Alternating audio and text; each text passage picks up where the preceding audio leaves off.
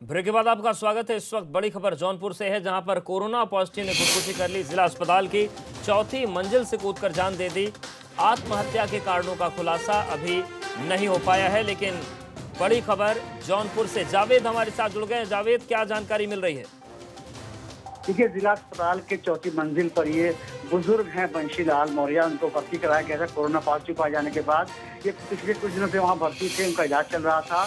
अभी मुश्किल से 10 से 15 मिनट पहले जो उस केबिन में जहाँ ये भर्ती थे वहाँ विंडो एसी लगी हुई थी। विंडो एसी के उन्होंने धकेल करके किनारे किया है, जगह बनाई है, उसके बाद उसमें से जो है छलांग लगाई है। जो वहाँ नज़ारा देखने को मिल रहा है, ये अंदेशा लगाया जा रहा है कि एसी को हटाने के बाद ये छलांग लगाई गई है। हालांकि अभी क्योंकि वो पूरा कोरोना पॉजिटिव लोगों को रखने का इलाज करने की जगह से मीडिया को भी अंदर नहीं जाने दिया जा रहा है। स्वास्थ्य विभाग पूरे उसमें जांच में जुटा हुआ है कि आत्महत्या किन कारणों से हुई है। जी अवधेश, शुक्रिया जावेद जानकारी के लिए।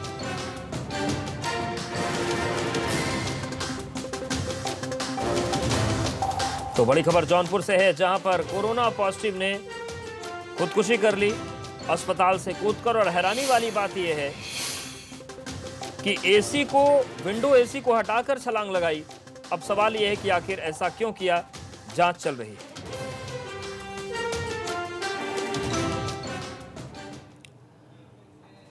और हाथरस मामले में सुप्रीम कोर्ट में सुनवाई खत्म हो गई है। यूपी सरकार ने एससी की निगरानी में जांच की मांग की है। हाथरस की घटना झकझोर देने वाली है, ये चीफ जस्टिस ऑफ इंडिया ने कहा है। सीजेआई के बेंच अगले हफ्ते सुनवाई करेगी। तो हाथरस मामले में सुप्रीम कोर्ट में सुनवाई खत्म हो गई है। यूपी सरकार ने सुप्रीम कोर्ट की निगरानी में जांच की मांग की है और हाथरस की घटना को झकझोर देने वाला बताया है मुख्य न्यायाधीश ने। चीफ जस्टिस ऑफ इंडिया की बेंच अगले हफ्ते सुनवाई करेगी।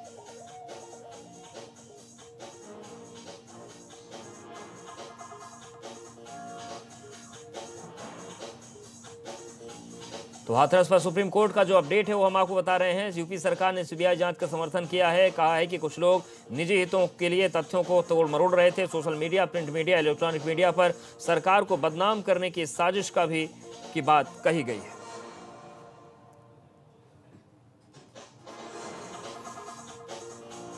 और हाथरस मामले पर यह भी कहा गया है कि घर वालों की सहमति से ही अंतिम संस्कार किया गया था।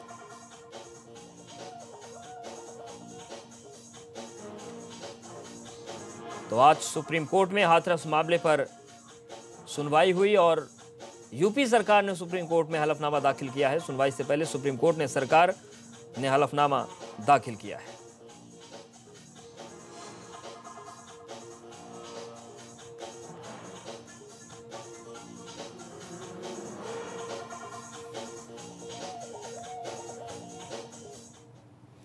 सुप्रीम कोर्ट में हाथरस मामले की सुनवाई के दौरान उत्तर प्रदेश सरकार ने कहा कि हिंसा की सूचना होने के कारण पीड़िता के शव का अंतिम संस्कार रात में किया गया। सरकार ने कहा कि खुफिया जानकारी थी कि कानून व्यवस्था की स्थिति गंभीर हो सकती है। और सुप्रीम कोर्ट की गाइडलाइंस क्या है, सरकार ने क्या हलफनामा दिया, वो भी हम आपको बता रहे हैं। संविधान अनुच्छेद 21 के तहत न्याय मिलेगा। वहीं सरकार ने कोर्ट में कहा है कि बड़ी हिंसा हो सकती थी और संविधान के अनुच्छेद 21 के तहत न्याय मिलेगा। लेकिन देखिए, यहाँ पर ये बात भी समझने वाली है कि यूपी सरकार ने सार्वजनिक पटल पर यह माना कि रात को जो शव का अंतिम संस्कार किया गया वो नहीं होना चाहिए था। लेकिन वही यूपी सरकार जब सुप्रीम कोर्ट में जाती है तो उस काम को एकदम जायज ठहरा रही है। सरकार का कहना है कि घर वालों की सहमति से अंतिम संस्कार हुआ और कानून व्यवस्था बिगड़ सकती थी, इसलिए ये अंतिम संस्कार किया गया है। तो सुप्रीम कोर्ट कि गाइडलाइंस जो है, जबरदस्ती अंतिम संस्कार करना गैर कानूनी है। लेकिन प्रशासन की दलील यह है कि हमने सहमति से अंतिम संस्कार किया है, संविधान के अनुच्छेद 21 के तहत न्याय मिलेगा। लेकिन सरकार जो यूपी की है वो कहती है कि बड़ी घटना हो सकती थी, हिंसा हो सकती थी, इसलिए रात को अंतिम संस्कार किया गया है। हिंसा से बचने के लिए रात में अंतिम संस्कार किया गया। जबकि सुप्रीम कोर्ट की गाइडलाइंस कहती है कि जो मृतक है उसे भी अंतिम संस्कार का हक है कि गरिमा पूर्ण हो, न्यायपूर्ण हो।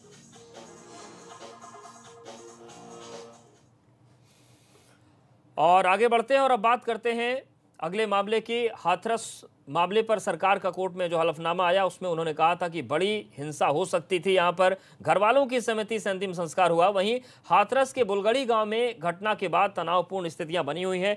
शांति व्यवस्था बनाए रखने के लिए गांव को छावनी में तब्दील कर दिया है।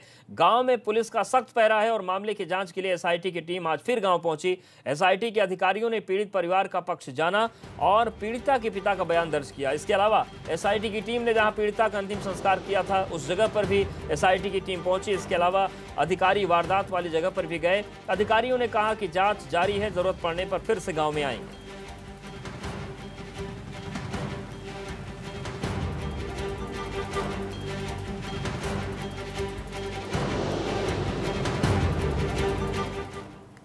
और हाथरस मामले के बाद तेजी से बदल रहे राजनीतिक घटनाक्रम के बीच पुलिस ने जिले के जंतपा थाने में जाति आधारित संघर्ष की साजिश, सरकार की छवि बिगाड़ने के प्रयास और माहौल बिगाड़ने के आरोप में अज्ञात लोगों के खिलाफ प्राथमिकी दर्ज की। इस मामले में 4 लोगों को गिरफ्तार भी कर लिया गया है। इनका संबंध प्रतिबद्ध संगठन पीएफआई से है। तो देखिए 4 चेहरे जो हम आपको दिखा रहे हैं, इनकी गिरफ्तारी की गई है। प्रदेश में दंगा कराने की साजिश थी। हाथरस जाने के दौरान गिरफ्तारी की गई। 4 सदस्य हैं। मथुरा के मार्ट टोल प्लाजा पर इनकी गिरफ्तारी की गई। इंटेलिजेंस इनपुट के आधार पर इन 4 की गिरफ्तारी हुई है। हाथरस जाने की फिराक में थे। अतीकुर रहमान को गिरफ्तार किया गया है। सिद्दीकी को गिरफ्तार किया गया मथुरा के मार्ट के पास। मथुरा के बाद ही हाथरस से एंट्री मिलती है नोएडा एक्सप्रेसवे से। मसूद अहमद को गिरफ्तार किया गया है और आलम की गिरफ्तारी इस पूरे मामले में की गई।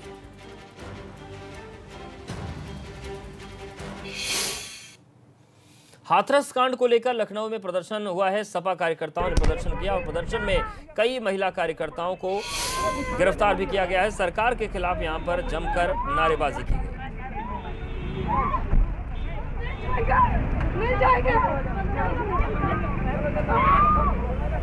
लखनऊ में समाजवादी पार्टी ने एक बार फिर से प्रदर्शन किया हाथरस के मामले पर और लगातार समाजवादी पार्टी के कार्यकर्ता हाथरस मामले पर प्रदर्शन कर रहे हैं। आज भी प्रदर्शन हुआ, सरकार के खिलाफ नारेबाजी हुई और कई महिला कार्यकर्ताओं को गिरफ्तार किया गया।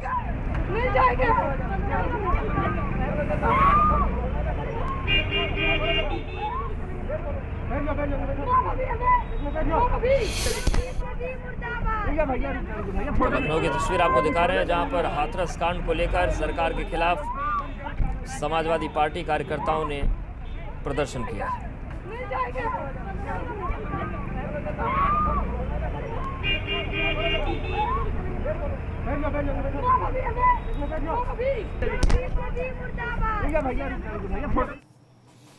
और मथुरा से बड़ी खबर है जहां पर खूनी संघर्ष में पति पत्नी की हत्या कर दी गई। गोली मारकर दोनों की हत्या हुई है। गांव में भारी पुलिस फोर्स तैनात है। सुरीर कोतवाली के वेहुई गांव में यह वारदात हुई है। तो ये देखिए मथुरा की तस्वीरें हम आपको दिखा रहे हैं जहां पर खूनी संघर्ष हुआ और इसमें पति पत्नी की गोली मारकर हत्या कर दी गई। डबल मर्डर हुआ है और इस घटना के बाद गांव में भारी पुलिस फोर्स तैनात कर दिया गया है। सुरीर कोतवाली के वेहुई गांव में ये वारदात हुई है। ये आज सुबह एक थाना सुरीर के पिहोई गांव से जानकारी प्राप्त हुई कि वहां फायरिंग हुई है। तत्काल पुलिस ने मौके पर जब पहुंच के देखा तो श्री अशोक व उनकी पत्नी गीता, उनको गोली लगी है। उनको तत्काल हॉस्पिटल में शिफ्ट किया गया। अनफॉर्चुनेटली दोनों की गोली लगने से डेथ हो गई है, तो बॉडी का पोस्टमार्टम कराया जा रहा है। प्रथम दृष्टिया ये जो घटना कारित करने में गुलबीर, बलराम व कोमल इनकी भूमिका पाई गई है। ये बिल्कुल इनके सगे रिश्तेदार हैं और पड़ोस के घर में रहते हैं। इनको हिरासत में ले लिया गया है। और सीतापुर में प्रेमी ने प्रेमिका को जिंदा जला दिया। पेट्रोल डालकर प्रेमी ने प्रेमिका को जिंदा जलाया। वारदात के बाद से आरोपी प्रेमी फरार है। प्रेमी की तलाश अब पुलिस कर रही है। तो दिल दहला देने वाली वारदात सीतापुर से सामने आई है जहां पर एक लड़के ने अपनी प्रेमिका को जिंदा जला दिया। पेट्रोल डालकर उसे जिंदा जला डाला। वारदात के बाद से ये आरोपी फरार है जिसे पुलिस अब तलाश रही है।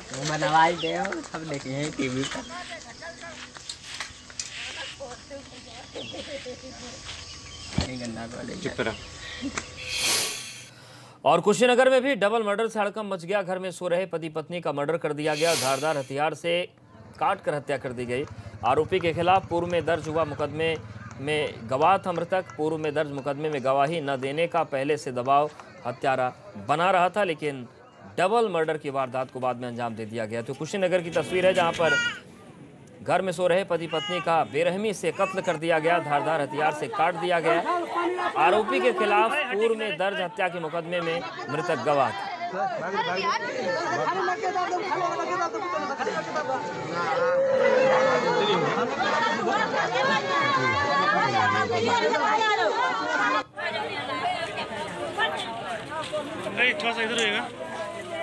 तो कुशीनगर में खौफनाक वारदात हुई है जहां पर डबल मर्डर किया गया है।